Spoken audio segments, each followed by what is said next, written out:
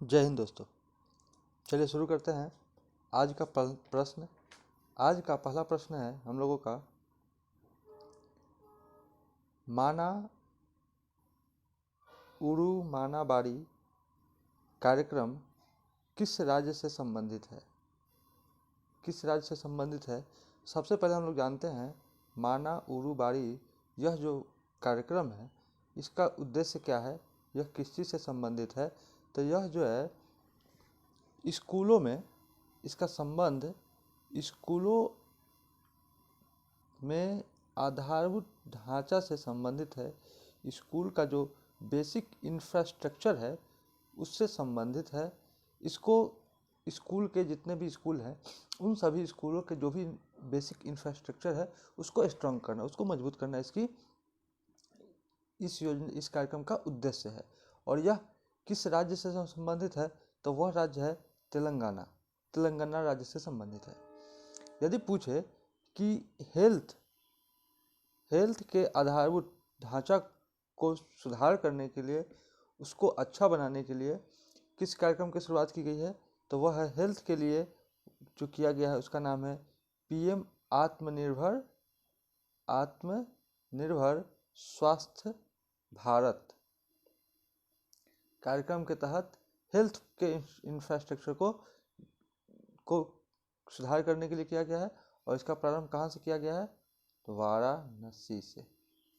ठीक। लेकिन माना उरू बाड़ी कार्यक्रम के बारे में पूछे कि यह इसका संबंध किस चीज़ से है, किस राज्य से है, तो वह तेलंगाना राज्य से है। और किस लिए है? तो स्कूलों में आधारभूत ढांचा को मजबूत करने के लिए इस कार्यक्रम को चलाया गया है।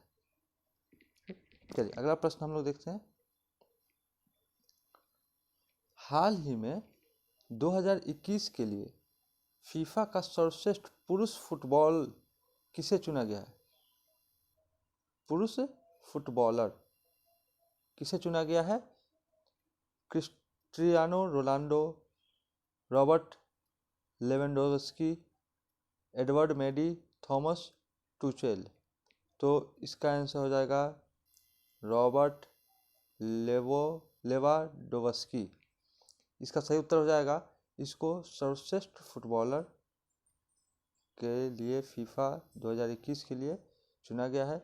यदि पूछे महिला में कौन है, महिला में सर्वश्रेष्ठ फुटबॉलर कौन है, तो इसका नाम है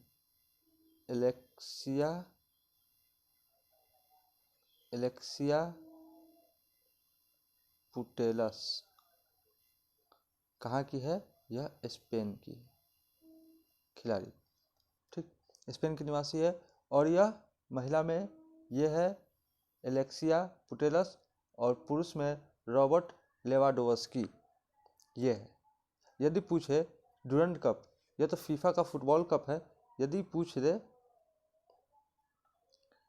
चलिए हम आगे देखते हैं, आगे कहीं प्रश्न देखिए यहाँ प्रश्न आया सर्वश्रेष्ठ महिला फुटबॉलर कौन है?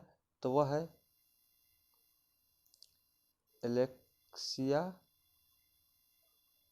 एलेक्सिया पुटेलस, सर्वश्रेष्ठ महिला खिलाड़ी है। यदि पूछे ड्यूरंड कप किसका संबंध किससे है? तो ये इसका संबंध भी फुटबॉल से है। और इसका आयोजन कहाँ हुआ था? इसका यदि बात की जाए इसका आयोजन हुआ था कोलकाता में। इसका विजेता कौन रहा? तो विजेता है इसका football club Goa, FC Goa, football club Goa इसका विजेता है।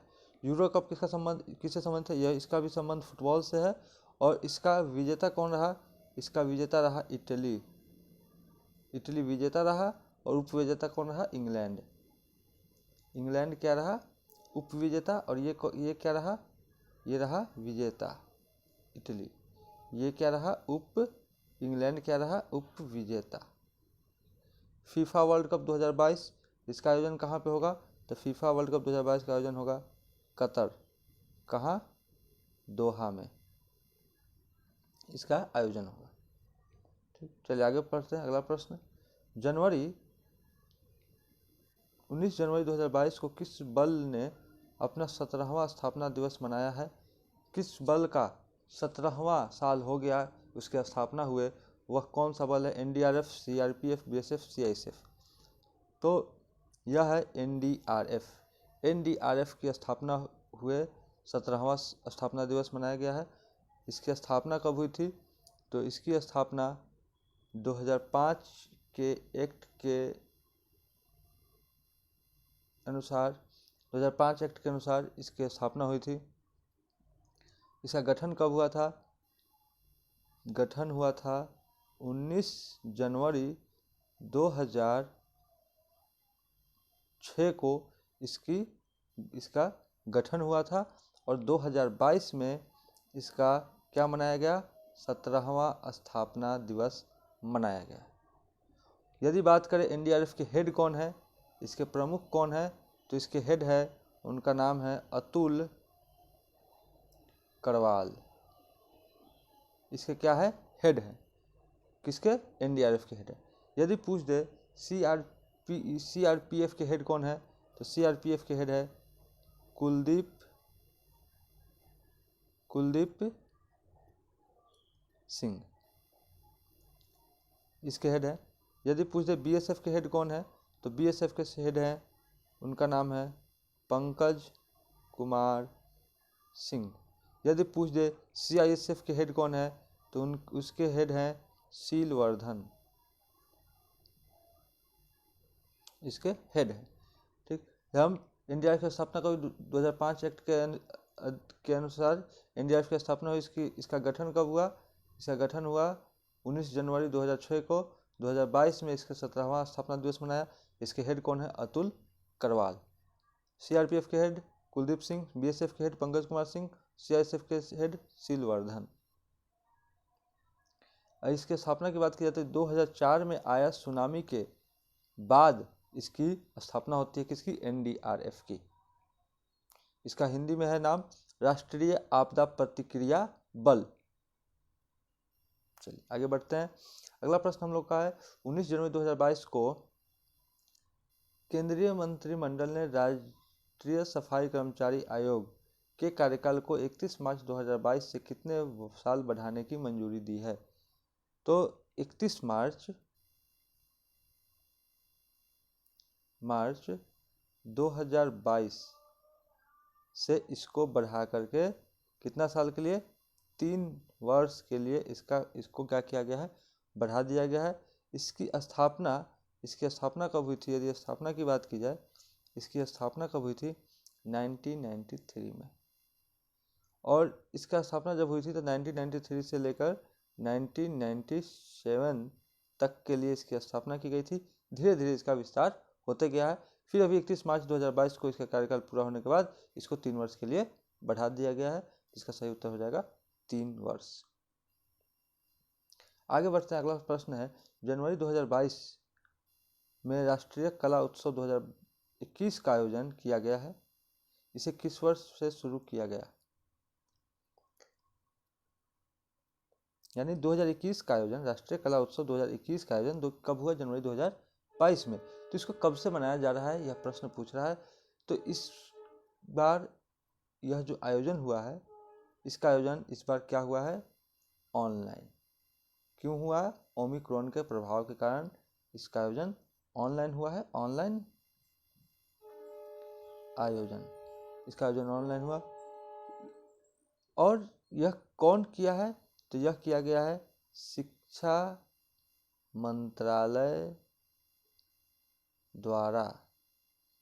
शिक्षा मंत्रालय द्वारा इसका ऑनलाइन किया गया है। और शिक्षा मंत्रालय के किस संस्था द्वारा? NCERT संस्था द्वारा इसका आयोजन किया गया है। इसका थीम क्या था? तो इसका थीम है श्रेष्ठ एक भारत। इसका थीम है एक भारत श्रेष्ठ भारत, इसका थीम है। और इस कला का मुख्य फोकस किस चीज़ पे था? बल किस चीज़ पे दिया गया है? फोकस किस चीज़ पे था? तो वह था NPE 2020, राष्ट्रीय शिक्षा नीति 2020 पर इसका मुख्य रूप से फोकस था। यदि बात की जाए शिक्षा मंत्री कौन है, तो शिक्षा मंत्री कौन है? तो वह है धर्मेंद्र प्रधान। ये कौन है? शिक्षा मंत्री है। और यह कब से शुरू किया गया है? प्रश्न पूछ रहा है 2015 से इसकी शुरुआत की गई है। चलिए अगला प्रश्न देखते हैं, एक बार फिर से देख लेते हैं, रिकॉल कर लेते हैं। इस बार 2021 का आयोजन 2022 में हुआ और यह इस बार कब कैसा आयोजन हुआ? ऑनलाइन आयोजन किया गया। शिक्षा मंत्रालय के NCERT संस्था द्वारा किया गया है। इसका थीम क्या था? इसका थीम क्या था? थीम है श्रेष्ठ एक भारत श्रेष्ठ भारत, इसका थीम है। और बल किस चीज़ पर दिया है? तो NPE राष्ट्रीय शिक्षा नीति 2020 पर इसने मुख्य रूप से बल दिया है। आगे बढ़ते हैं, अगला प्रश्न है, हाल ही में कौन सी कंपनी UPI ऑटो पे शुरू करने वाली पहली दूरसंचार कंपनी बनी है? यह कंपनी है रिलायंस जियो, काफ़ी तेज़ी से बढ़ने वाली कंपनी, फर्स्ट टेलीकॉम कंपनी।